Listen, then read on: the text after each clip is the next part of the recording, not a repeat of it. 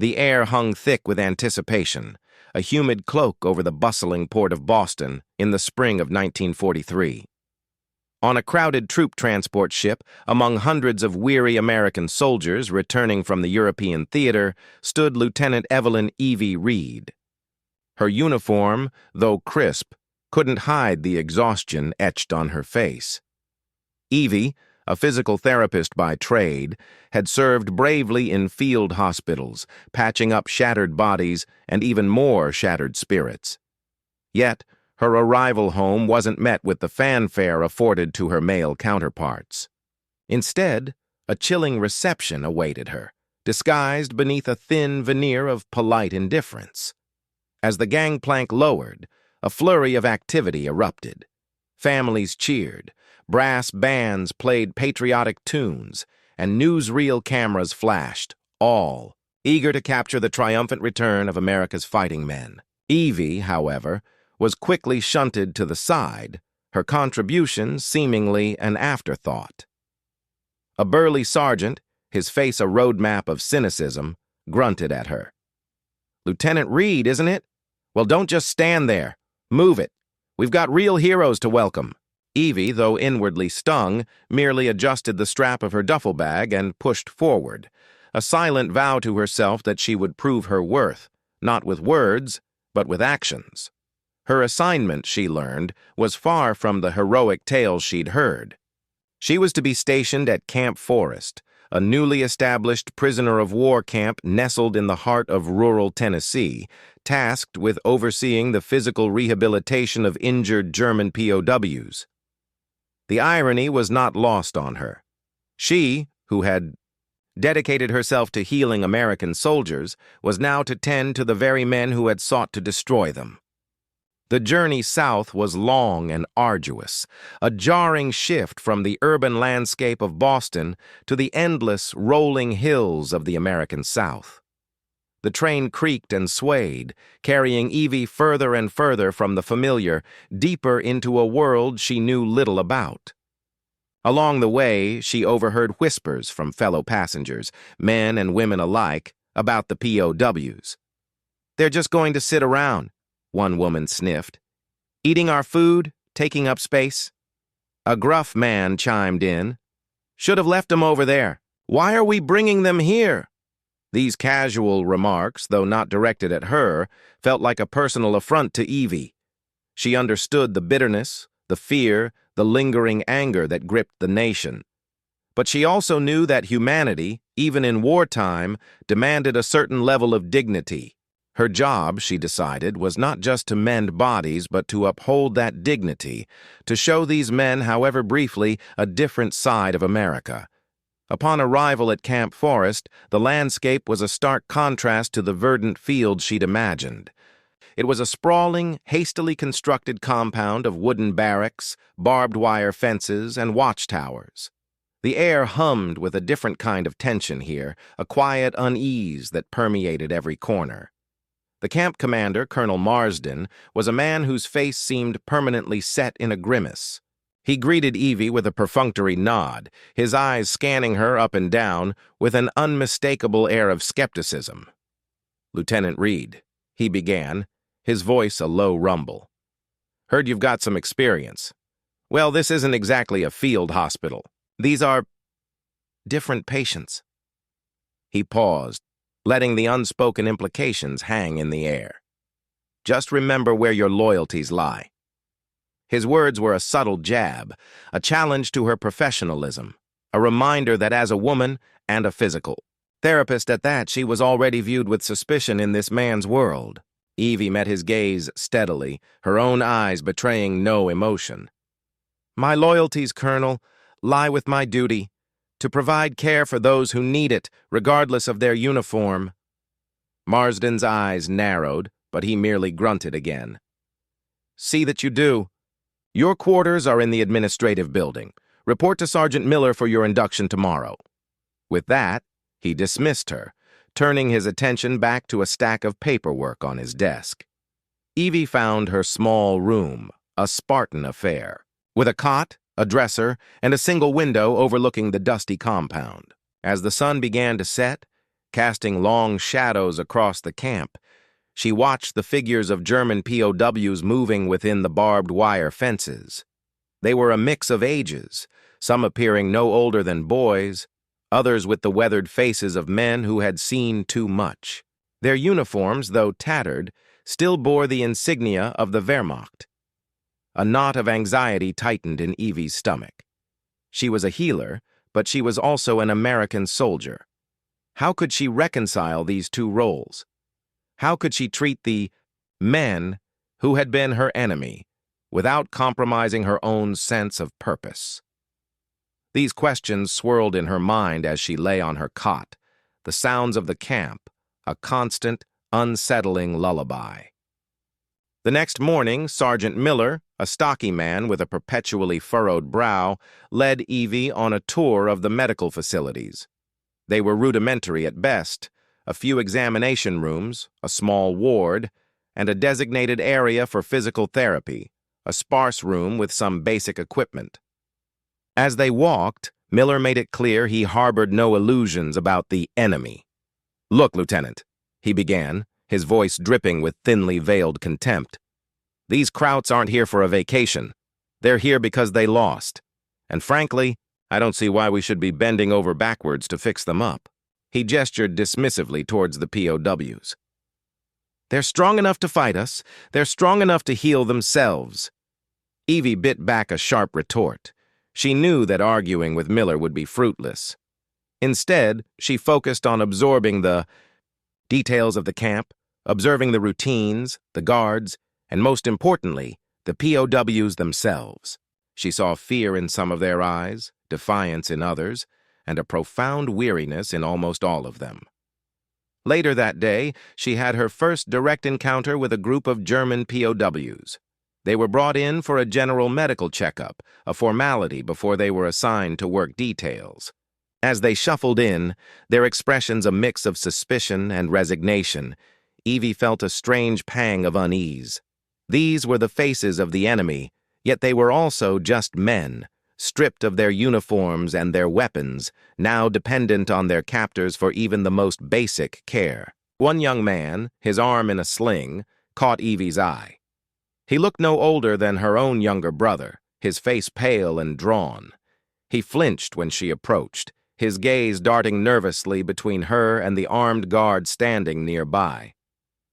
Evie offered him a small, reassuring smile, a gesture that seemed to surprise him. "Guten Tag," she said, her German rusty but understandable. "Ich bin Lieutenant Reed. Ich bin die Therapeutin here." "Good day. I am Lieutenant Reed. I am the therapist here." The young man's eyes widened slightly, a flicker of surprise, perhaps even a hint of relief crossing his features. He murmured a quiet "Guten Tag" in return. It was a small exchange, a simple acknowledgement, but it was a beginning.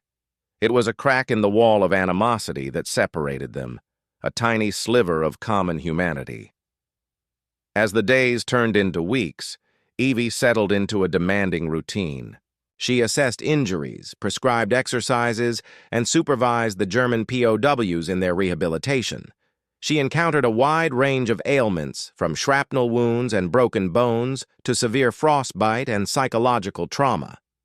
Each patient was a new challenge, a new opportunity to prove her skills, and to subtly chip away at the prejudices held by her colleagues. However, her efforts were often met with resistance, not just from some of the guards and staff, but also from some of the POWs themselves.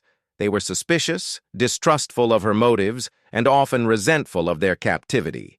Some refused to cooperate, their faces hardening into masks of defiance. Others would feign pain to avoid work, or simply ignore her instructions. One particular incident stood out. A tall, burly German sergeant named Klaus, his face a mosaic of scars, refused to even look at Evie. He had a badly sprained ankle, but whenever she tried to examine it, he would pull away, muttering in German under his breath. When Evie asked the interpreter to translate, Klaus's words were sharp and dismissive. "I will not be touched by a woman, especially an American one." The interpreter, a mild-mannered German-American soldier named Private Schmidt, shifted uncomfortably. Evie felt a familiar prick of anger, but she kept her voice even. "Tell him," she instructed Schmidt, "that I am a medical professional. My gender has nothing to do with my ability to heal him." Schmidt relayed her message, and Klaus's response was a harsh, guttural laugh. "He says he'd rather die than have a woman touch him," Schmidt translated, his face flushing with embarrassment. Evie felt her cheeks burn, not just with anger, but with a deep sense of frustration. It wasn't enough that she had to fight against the skepticism of her own side. She also had to contend with the deeply ingrained sexism and animosity of the enemy.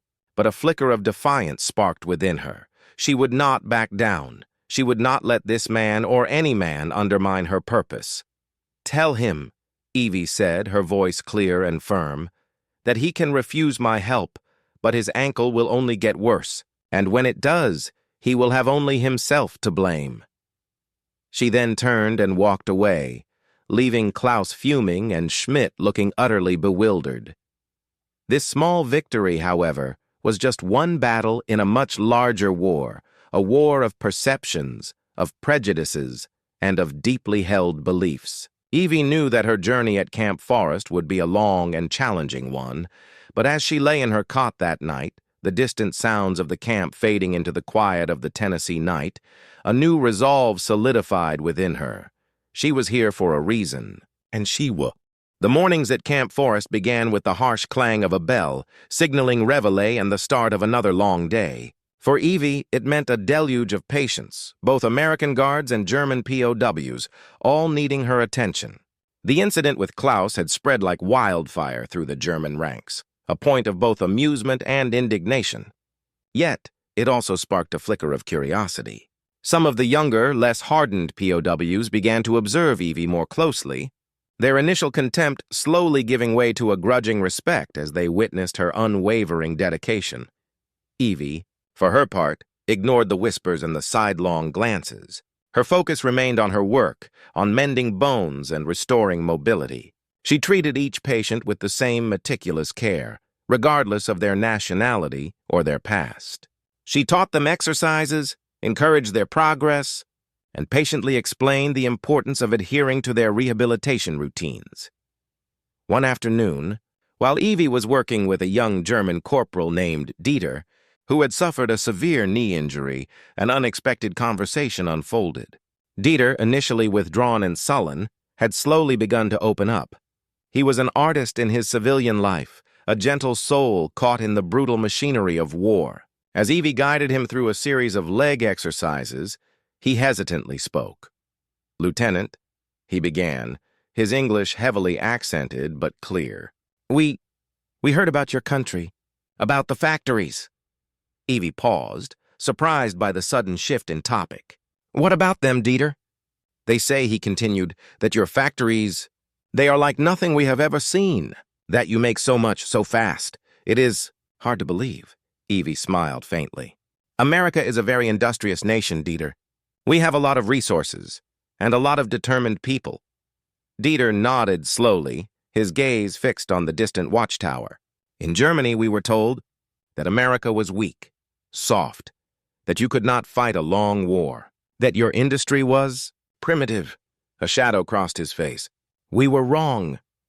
His words, though quietly spoken, struck Evie with their profound honesty.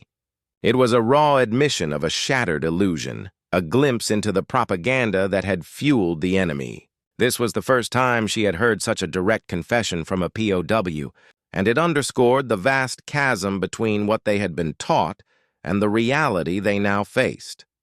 As the weeks turned into months, more POWs began to share similar sentiments. They would speak of the sheer scale of American industrial power, a force that was overwhelming their initial perceptions. They saw the constant stream of supplies arriving at the camp, the quality of the food, the efficiency with which everything operated. These seemingly mundane observations painted a picture of a nation far more formidable than they had ever imagined. Evie, though focused on her medical duties, found herself becoming an unwitting conduit for these revelations. She would hear them speak of the constant rumble of trains carrying unimaginable quantities of goods, the endless convoys of trucks on the roads, and even the sheer size of the farming operations in the surrounding countryside. One grizzled veteran, a man named Heinrich, who had lost an eye in battle, spoke of his amazement at the sheer number of vehicles he saw outside the camp on the infrequent occasions he was allowed to work on the perimeter. "It is like a river of machines," Heinrich had said, his voice laced with a mixture of awe and despair. "We were told you could not produce enough. We were told you would run out, but here it is endless." These conversations, though brief, chipped away at Evie's own prejudices. She began to see these men not just as the enemy, but as individuals, caught in a conflict they didn't fully understand, now confronted with a reality that defied everything they had been taught. They were soldiers, yes, but they were also farmers, artists, factory workers, fathers and sons, just like the men on her own side. However, not everyone at Camp Forest shared Evie's evolving perspective.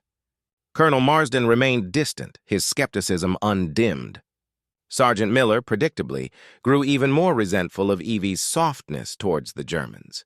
He would often make snide remarks in her presence, questioning her dedication to her own country. "Spending a lot of time with the enemy, aren't you, Lieutenant?" Miller would sneer, his eyes narrowed. "Making friends, are we?" Evie would simply ignore him, her gaze unwavering, her professionalism a shield against his barbed comments. She knew her duty, and it wasn't to appease Miller's prejudices. One day, a new group of POWs arrived, freshly captured and transported directly from the European front. Among them was a young, arrogant officer named Lieutenant Werner, whose immaculate uniform, though dusty, still conveyed a sense of superiority. Werner, unlike the others, was openly contemptuous of his captivity and of his American captors.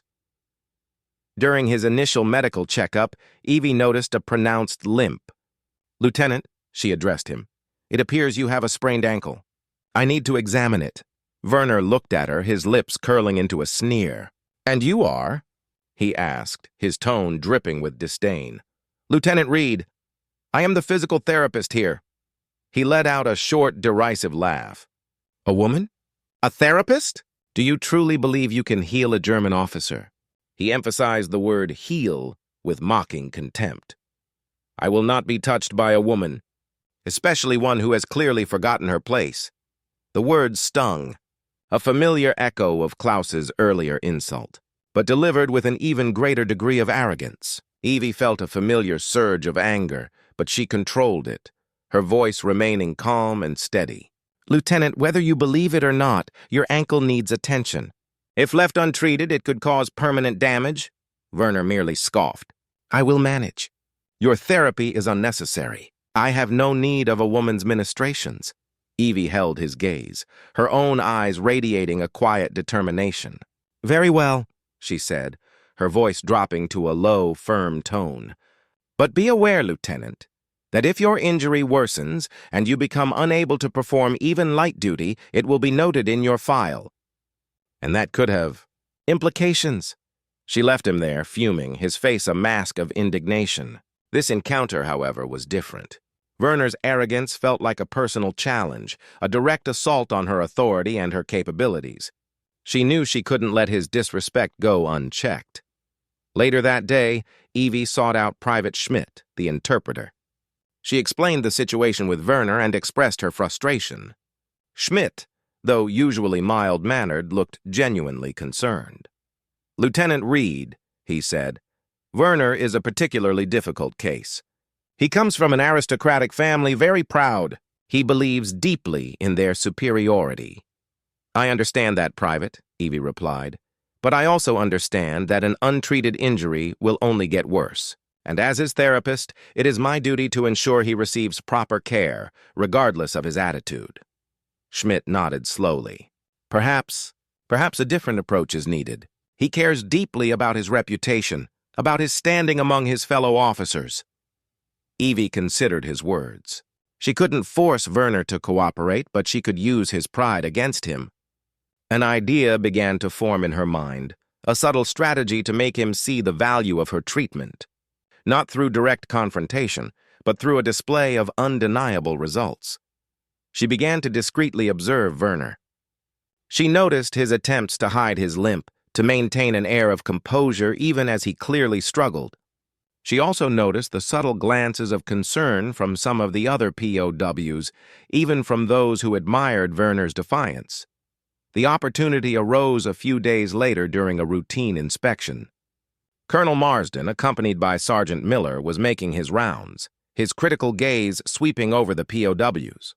Werner, despite his injury, stood rigidly at attention, his face a mask of stoicism. But Evie, with her trained eye, saw the tremor in his leg, the subtle shift of weight he made to alleviate the pressure on his ankle. "Lieutenant," Marsden addressed Werner, his voice gruff. "Any complaints?" Werner, ever proud, straightened his shoulders. "None, Colonel." Marsden's eyes fell on Evie, who was standing a short distance away, observing the scene. He raised an eyebrow, a silent challenge in his gaze. It was a moment of unspoken tension, a test of Evie's authority and her ability to handle a difficult prisoner. Evie stepped forward, her voice clear and calm. "Colonel, with all due respect, Lieutenant Werner's ankle injury, if left untreated, could indeed become a significant problem. It is currently hindering his ability to even stand comfortably, let alone perform any duties." Werner shot her a furious glance, his face reddening. "I am perfectly capable, Lieutenant," he snapped, attempting to take a confident step, which only resulted in a more pronounced wince. Marsden, ever the pragmatist, saw the undeniable evidence of Werner's pain. He looked from Werner to Evie, a flicker of something unreadable in his eyes. "Lieutenant Reed," he said, his voice flat, "you believe you can fix this?" "I can certainly alleviate his pain and help him regain full mobility, Colonel," Evie replied, her gaze firm. "But only if Lieutenant Werner cooperates with his treatment." Marsden considered this for a moment, then turned back to Werner. "Lieutenant," he said, his voice leaving no room for argument, "you will report to Lieutenant Reed for physical therapy." "Understood." Werner, trapped, his pride wounded, could only manage a stiff nod. His face was a thundercloud, but he knew he had been outmaneuvered. Evie had not directly challenged his authority, but she had exposed his weakness in front of his commanding officer and his fellow. The forced cooperation between Lieutenant Werner and Evie began awkwardly, steeped in resentment and unspoken defiance. Werner would arrive for his sessions with a scowl, his answers clipped, and his body language radiating disdain. Evie, however, remained unfazed. She approached each session with her usual calm professionalism, explaining each exercise, demonstrating proper form, and meticulously documenting his progress. She spoke in clear, concise English and Private Schmidt. The interpreter was always present, carefully relaying her instructions and Werner's terse replies. Slowly, almost imperceptibly, a shift began to occur. Werner, despite himself, started to feel the benefits of the therapy. The pain in his ankle lessened, and his mobility gradually improved. He found himself able to stand for longer periods, to walk with less of a limp, and to perform his duties without the constant, nagging discomfort. His progress was undeniable, and it began to chip away at his rigid preconceptions. One morning, during a particularly rigorous set of exercises, Werner let out a small groan of pain. Immediately, Evie adjusted his position, her touch firm but gentle. "That's enough for today, Lieutenant," she said, her voice soft but authoritative. "It's important not to push it too far, too fast." Werner looked at her, a flicker of surprise in his eyes. He had expected her to push him, to relish his discomfort. Instead, she had shown genuine concern. "Thank you, Lieutenant," he mumbled, the words feeling foreign on his tongue. It was the first time he had expressed anything close to gratitude. Evie merely nodded, a small, knowing smile playing on her lips. She understood that trust, like healing, took time. As Werner's physical condition improved, a new kind of frustration began to brew within him. He was a proud man, accustomed to being in control, to leading. Now, he was reduced to a prisoner, dependent on his captors, and even more galling, dependent on a woman. He saw the vast industrial might of America all around him, not just in the efficiency of the camp, but in the constant flow of goods. the well-maintained infrastructure, and even the simple fact that he was receiving medical care that surpassed anything he would have expected in a POW camp. One day, while Evie was applying a soothing compress to his ankle, Werner unexpectedly spoke. "Lieutenant," he began, his voice low, "in Germany we were told that America was a nation of shopkeepers, that your military was amateurish, that your industry was disorganized." He paused, a deep sigh escaping his lips. "We were lied to." Evie looked at him, her gaze empathetic. "War is often built on lies, Lieutenant." "On both sides," Werner nodded slowly, his eyes fixed on the compress on his ankle. "But the scale here, it is unimaginable. I have seen the factories from the train. Miles and miles of production. We simply cannot compete.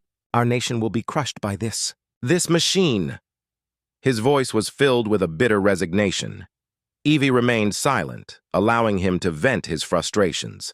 She understood that for these men, facing the reality of America's industrial power was not just an intellectual realization.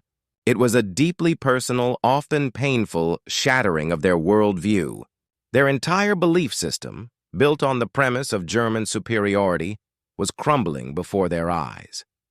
These conversations, often initiated by the POWs themselves, became more frequent.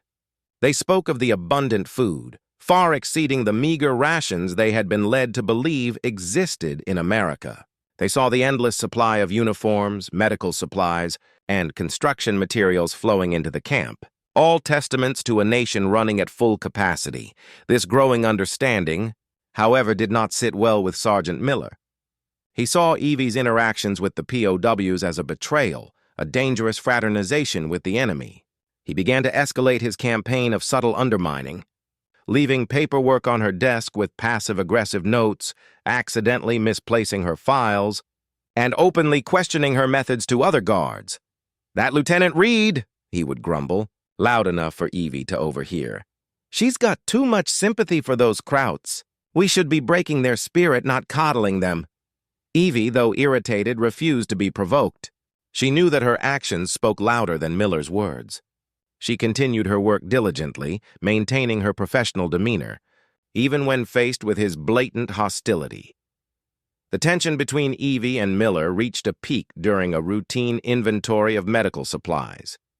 A valuable piece of rehabilitation equipment, a specialized traction device, went missing. Evie was certain she had seen it the day before, but now it was nowhere to be found.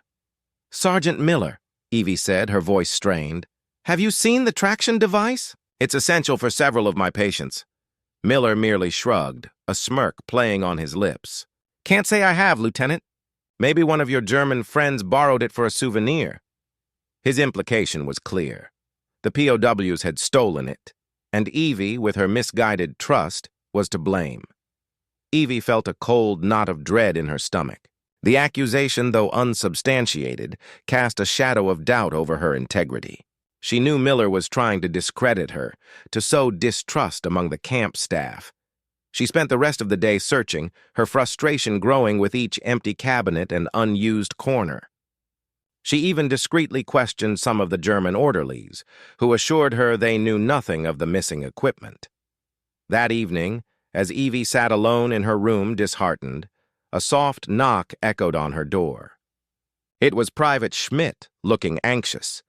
"Lieutenant Reed," he whispered, glancing nervously over his shoulder. I think I know what happened to your equipment." Evie looked at him, her heart quickening. "What is it, Private?" I saw Sergeant Miller taking it. He put it in the storage shed by the motor pool. He said it was junk and was getting in the way." Schmidt's voice was barely audible, his eyes wide with fear. "Please don't tell him I told you. He'll make my life hell." A wave of righteous anger washed over Evie. Miller hadn't just been passively aggressive. He had actively sabotaged her, trying to undermine her authority and blame the POWs. This was not just unprofessional. It was an act of malice. "Thank you, Private Schmidt," Evie said, her voice firm. "Your honesty means a lot. I will handle this, and I assure you, your name will not be mentioned." The next morning, armed with Schmidt's information, Evie went directly to Colonel Marsden's office. She laid out the facts calmly, logically, presenting the missing equipment as a serious breach of protocol and a direct attempt to hinder her work.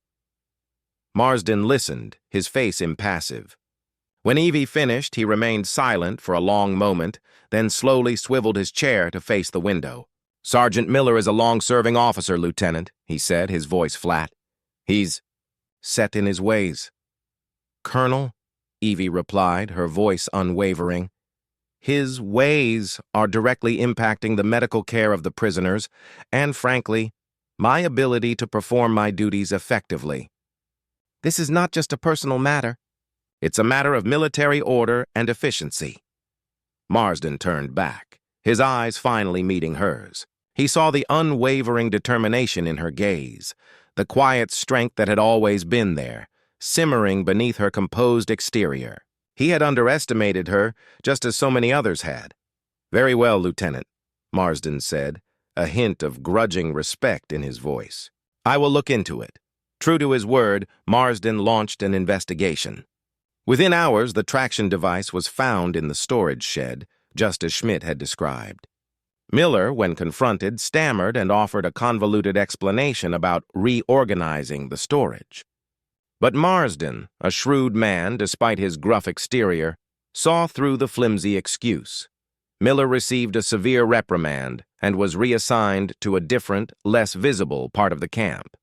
His attempts to undermine Evie had backfired spectacularly, not only exposing his own malice, but also, ironically, solidifying Evie's standing with Colonel Marsden.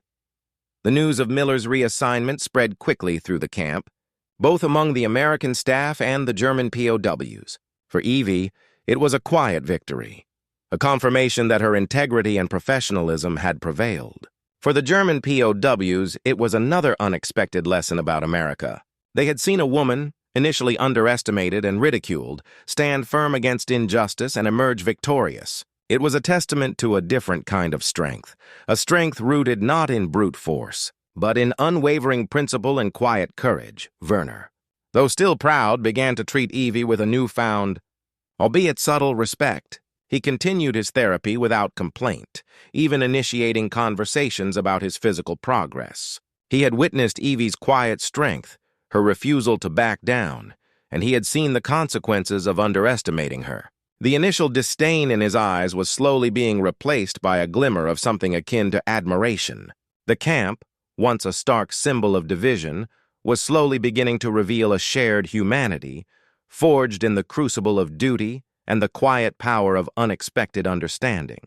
The journey was far from over, but the path towards respect and recognition was now undeniably clearer. With Sergeant Miller's departure, a palpable shift occurred in the atmosphere of Camp Forest. While the ingrained prejudices didn't vanish overnight, the overt hostility Evie had faced began to dissipate. Colonel Marsden, though still reserved, now regarded her with a visible respect, often seeking her opinion on matters related to prisoner welfare. This subtle change in leadership filtered down through the ranks, making Evie's work not just easier, but more impactful. Evie continued to focus on her rehabilitation efforts, but with the easing of internal tensions, she found more opportunities to engage with the German POWs on a deeper level. She discovered that many of them, particularly the younger ones, were highly skilled in various trades. There were carpenters, mechanics, farmers, and even a few engineers among them. These men, accustomed to contributing to their society, chafed under the idleness of captivity. One day, while working with a group of POWs on stretching exercises, Evie observed their barracks. They were functional but stark, lacking any personal touches. An idea sparked in her mind. A way to not only engage the prisoners, but also to improve their living conditions and, perhaps, build a bridge of understanding. She approached Colonel Marsden with her proposal. Allow the POWs to use their skills to improve the camp. They could build small garden plots, create simple furniture for their barracks, or even help with minor repairs around the camp. "Colonel," Evie explained, "these men are skilled. Keeping them idle only breeds resentment and low morale. If we allow them to contribute, to use their talents, it could have a profoundly positive effect on their mental and physical well-being, and it would save the American taxpayer money." Marsden, ever the pragmatist, listened intently. The idea of saving money appealed to him, but he also recognized the potential for improved morale. "Are you suggesting we let the enemy build things for us, Lieutenant?" he asked, a hint of skepticism still in his voice. "I'm suggesting we allow them to build things for themselves, Colonel," Evie clarified, "which will, in turn, benefit the entire camp. They would be supervised, of course, and their work would be contained to non-strategic areas." After much deliberation, Marsden agreed, with strict provisos. The projects had to be approved, materials carefully accounted for, and supervision constant. Evie was put in charge of coordinating these efforts, an additional responsibility that she embraced with enthusiasm. The news spread like wildfire among the POWs. The opportunity to work, to create, to use their hands and minds, was met with a mixture of excitement and disbelief. Lieutenant Werner, surprisingly, was one of the first to volunteer. His ankle was almost fully recovered, and he now approached Evie with a deferential attitude. "Lieutenant Reed," Werner said, a slight bow of his head, "I would be honored to assist. I was an engineer before the war. Perhaps I can offer some organizational skills." Evie smiled, genuinely pleased. "That would be most helpful, Lieutenant Werner. We'll start with the garden plots. We need a way to grow fresh vegetables for the mess hall." Under Evie's guidance and with Werner's unexpected organizational acumen, the POWs began to transform their stark environment. Garden plots sprung up, meticulously planned and efficiently cultivated. Simple wooden benches and tables appeared in the barracks, making the living spaces more comfortable and homely. Some of the more artistic POWs even began to carve small wooden figures, trading them for extra rations or tobacco. The change in the POWs' demeanor was remarkable. The sullenness began to lift, replaced by a sense of purpose and pride in their work. The guards, who initially viewed these projects with suspicion, soon saw the benefits. The POWs were less troublesome, more cooperative, and the camp environment itself became more pleasant. Evie found herself working closely with Werner, who, despite his initial arrogance, proved to be an intelligent and capable leader. They would discuss plans, troubleshoot problems, and oversee the projects together. Through these shared endeavors, their professional relationship slowly evolved into one of mutual respect. One particularly hot afternoon, while they were overseeing the construction of a small gazebo for an outdoor recreation area, Werner paused, wiping sweat from his brow. "Lieutenant Reed," he began, his voice thoughtful, "I must admit, when I first arrived, I held many negative opinions about your country, about women in positions of authority." Evie looked at him, her expression neutral. "I was wrong," he continued, his gaze direct. "You have shown me a different kind of strength, a strength not of brute force, but of compassion, of quiet determination. You have inspired these men to find purpose even in captivity." He paused again, a hint of genuine humility in his eyes. "And you, Lieutenant, have shown me that a woman's place is wherever she chooses to make it, and that her abilities are boundless." Evie felt a warmth spread through her. His words were a powerful affirmation, a testament to her perseverance and a vindication of her unwavering belief in humanity. "Thank you, Lieutenant Werner," she said, her voice soft. "That means a great deal." Their collaboration and the success of the POW projects did not go unnoticed. A visiting delegation of high-ranking military officials on an inspection tour of various POW camps arrived at Camp Forest. Among them was General Wallace, a stern, unyielding man known for his meticulous inspections and demanding standards. The delegation spent days scrutinizing every aspect of the camp. They interviewed guards, inspected facilities, and reviewed paperwork. Evie, though nervous, presented her rehabilitation programs and the POW work projects with confidence, highlighting the benefits in terms of morale, cost saving, and overall camp efficiency. General Wallace listened impassively, his gaze unreadable. Sergeant Davies, a member of the delegation and a staunch traditionalist, eyed Evie with unconcealed skepticism. He had clearly heard whispers about a female lieutenant running projects with the German enemy. "Lieutenant Reed," General Wallace finally addressed her, his voice devoid of emotion. You seem to have taken a rather unconventional approach here, allowing the enemy to beautify their surroundings. Is this truly conducive to their understanding of their defeated status? Evie met his gaze, her heart pounding, but her voice remained steady. General, she replied, my approach is based on the principle of effective prisoner management. Idle hands lead to trouble. By allowing them to engage in productive work under strict supervision, we achieve several goals: improved morale, reduced disciplinary issues, and practical benefits for the camp. Furthermore, it demonstrates a certain level of respect for their skills, which ironically often makes them more cooperative. Sergeant Davies scoffed. Sounds like coddling to me, Lieutenant. Next thing you know, they'll be asking for lace curtains. Evie ignored Davies, her focus remaining on General Wallace. General, I believe the results speak for themselves. Disciplinary incidents have decreased by 30% since these programs were implemented. The gardens are providing fresh produce for the mess hall, reducing our reliance on external suppliers. And the general atmosphere of the camp is far more stable. General Wallace walked over to one of the newly constructed wooden benches, running his hand over its smooth surface. He then looked at the meticulously tended garden plots, laden with ripening vegetables. He saw the pride in the faces of the German POWs as they worked, their uniforms, though worn, neatly mended. He turned back to Evie, a slow, almost imperceptible smile beginning to form on his lips. Lieutenant Reed, he said, his voice now carrying a hint of genuine warmth.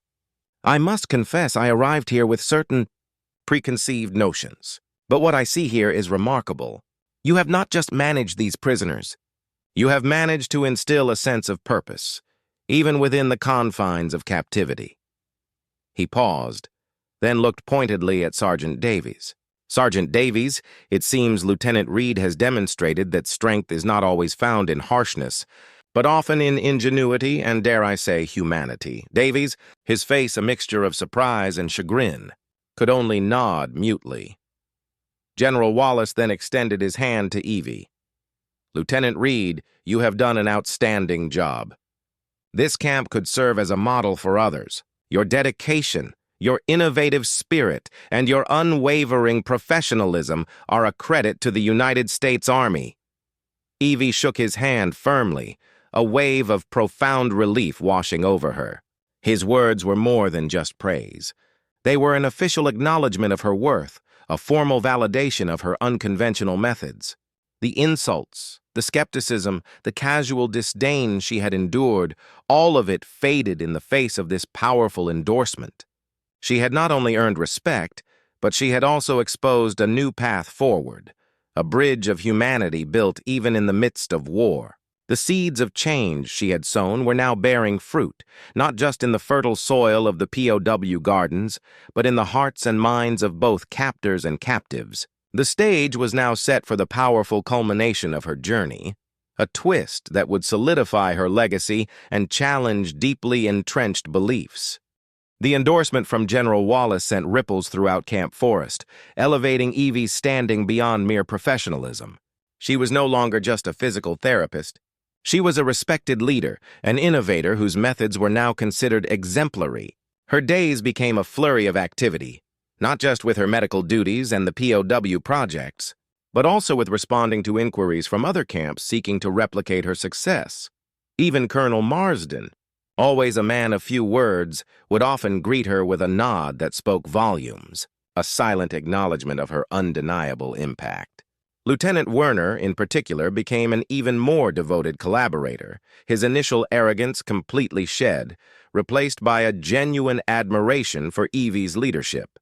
He translated her instructions to the POWs, organized work details, and became her most trusted aide in the projects. Lieutenant Reed, Werner said to her one crisp autumn morning, as they surveyed a new section of the camp being prepared for a larger garden, you have achieved something remarkable here.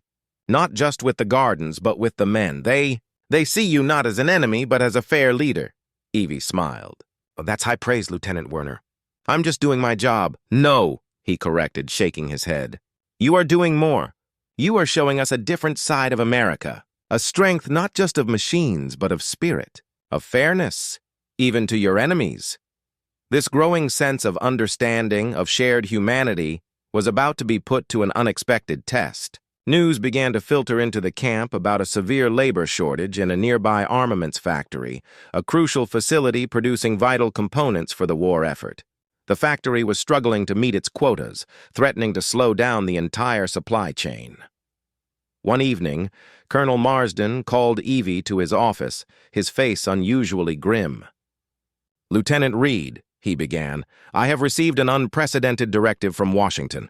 Due to the critical labor shortage at the munitions factory, they are proposing a temporary deployment of some of our able-bodied German POWs to work there." Evie stared at him, stunned. "Sir, the German POWs? In an armaments factory? Isn't that a security risk?" Marsden sighed, running a hand over his face. "It's a calculated risk, Lieutenant. The need is desperate. And the directive explicitly states that any POWs deployed must be those with a proven track record of cooperation and good behavior. And that, frankly, points directly to your programs."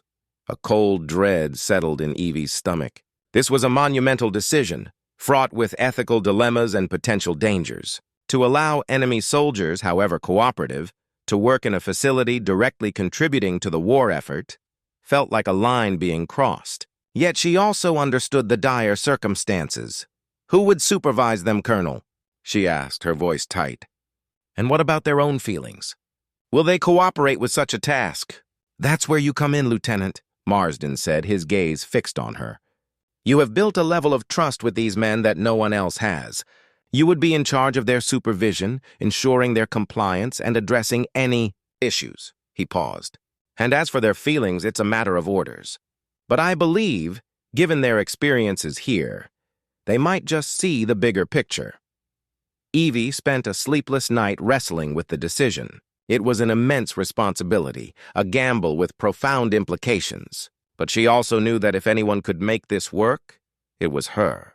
She had earned the trust of these men, and she had seen their capacity for reason and cooperation. The next morning, she gathered the most experienced and reliable German POWs, including Werner. She explained the situation to them through Private Schmidt, detailing the labor shortage, the importance of the factory's output, and the unusual directive from Washington. A wave of murmurs and anxious glances swept through the group.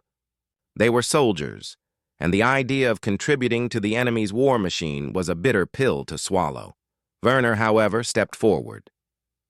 "Lieutenant Reed," he said, his voice clear and resonant, "we understand the gravity of this situation. We have seen the power of your industry. We know that this war is being won not just on the battlefield, but in the factories. And we have learned, through your leadership, that cooperation can sometimes achieve more than defiance." He paused, then looked at his fellow prisoners. "We will do this, not for America, but for ourselves, to show that even in defeat, we can maintain our honor and our skills." His words, though a concession, resonated deeply with the other POWs. They knew the war was lost, and they had witnessed the undeniable might of the American industrial machine. To actively participate in it, even under duress, was a stark, undeniable testament to that power. The deployment of the German POWs to the armaments factory was met with a mixture of skepticism and outright outrage from some of the American factory workers. They resented having to work alongside their former enemies, especially under the supervision of a female lieutenant. "What are they doing here?" one grizzled factory foreman grumbled to Evie, his face etched with disapproval. "Are we that desperate that we need Krauts to build our weapons?" "We are that desperate, Mr. Henderson," Evie replied calmly. "And these Krauts, as you call them, are highly skilled laborers who are here to help us meet our quotas. They are under strict military supervision, and any insubordination will be met with severe consequences." Evie established clear rules: no fraternization, no political discussions, and absolute adherence to factory safety protocols. She moved through the factory floor like a quiet sentinel, observing, supervising, and mediating any tensions that arose. She noticed the initial reluctance of the American workers, the cold shoulders and muttered insults directed at the German POWs. But then, the twist began to unfold. The German POWs, driven by a combination of Werner's leadership, Evie's unwavering supervision and their own ingrained work ethic began to work with an efficiency and precision that quickly impressed the American foreman. They were meticulous, skilled, and incredibly productive. They understood machinery, they had an eye for detail, and they were accustomed to long hours of hard labor. Within days, the factory's output began to surge. The American workers, initially hostile, found themselves grudgingly impressed. They saw the German POWs, not just as enemies, but as fellow laborers contributing to a common goal. The initial resentment began to give way to a grudging respect, and in some cases, even a tentative camaraderie. One afternoon, Evie saw Mr. Henderson, the gruff foreman, sharing a cup of coffee with Werner during a break, discussing a complex machinery problem. It was a small moment, a seemingly insignificant gesture, but for Evie, it was a profound testament to the bridges of humanity being built, even in the most unlikely of places. The factory's production numbers soared, far exceeding the initial targets. The reports sent back to Washington highlighted the extraordinary success of the program, a testament to Evie's leadership and the unexpected cooperation of the German POWs. Then came the final satisfying twist. A confidential report, initially shared only with Colonel Marsden and then personally presented to Evie by General Wallace himself, detailed the findings of an intelligence analysis. It concluded that the surprise of the German POWs at America's industrial might, facilitated by Evie's programs, had a far more significant impact than initially understood. "Lieutenant Reed," General Wallace stated, his voice filled with a rare intensity, "our intelligence analysts have determined that the reports of our industrial power, carried back by these returning POWs to their units and families, played a crucial demoralizing role in the final stages of the European conflict. The sheer scale of what they witnessed here, the relentless efficiency, the abundance, it crushed their belief in victory. It broke their will to fight in a way no propaganda ever could." Evie listened, stunned, a slow realization dawning on her. Her programs, initially designed for rehabilitation and morale, had inadvertently become a powerful psychological weapon.